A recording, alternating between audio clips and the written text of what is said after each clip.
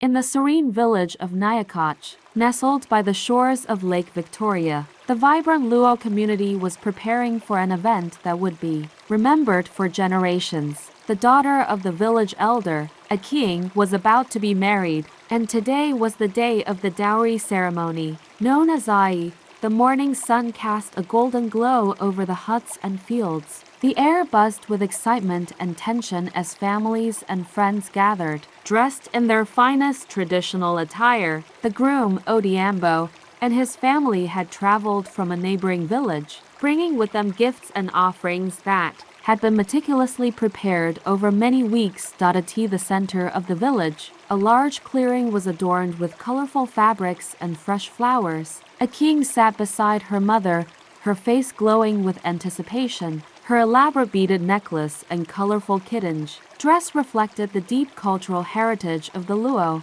people. As the ceremony commenced, the elders from both families took their places. The eldest elder, known as the Yagoro, began with a prayer, calling upon the ancestors to bless the union. The groom's family then presented their gifts: cows, goats, traditional beer, and several sacks of millet and maize. These items symbolize the groom's respect and appreciation for the bride's family. Each offering was carefully examined by the bride's family. The cows, considered the most significant part of the dowry, were paraded around the clearing, their bells tinkling softly. The elders discussed and deliberated, ensuring that the dowry met the expectations and honored the customs passed down through generations. As the discussion continued, a hush fell over the crowd. The tension was palpable as the bride's family scrutinized each item, whispering among themselves. The atmosphere grew thick with suspense. Would the dowry be accepted? Would the union be blessed? Suddenly, the Yagoro stood up, raising his hand for silence. "We have deliberated," he announced, his voice carrying the weight of tradition and authority, "and we find the dowry acceptable." A collective sigh of relief swept through the crowd, followed by a burst of joyous ululation, a traditional high-pitched vocal sound made by the women, signaling the successful completion of the ceremony.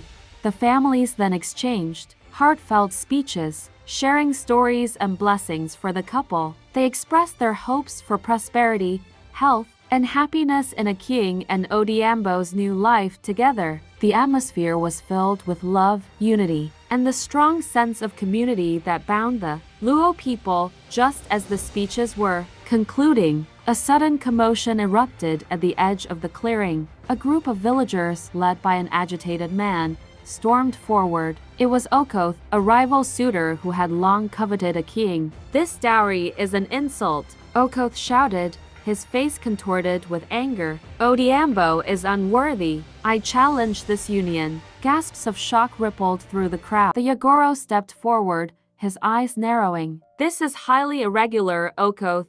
The dowry has been accepted. Tradition must be honored." But Okoth was not deterred. "Let the spirits decide," he demanded, invoking a rare and ancient custom, a test of worthiness. A heavy silence fell over the gathering. The Yagoro considered, then nodded solemnly. "Very well, the spirits shall decide." Two fires were lit at the center of the clearing. Odhiambo and Okoth would each leap over the flames, a test of courage and purity. The one who emerged unscathed would be deemed the rightful groom. Odhiambo stepped forward first. With a deep breath, he ran and leaped over the roaring flames, landing gracefully on the other side. The crowd cheered, their faith in him bolstered. Okoth sneered and charged towards the fire. But as he leaped, a gust of wind blew the flames higher. He stumbled, his clothes catching fire. The villagers rushed to extinguish the flames, but the message was clear. The spirits had spoken.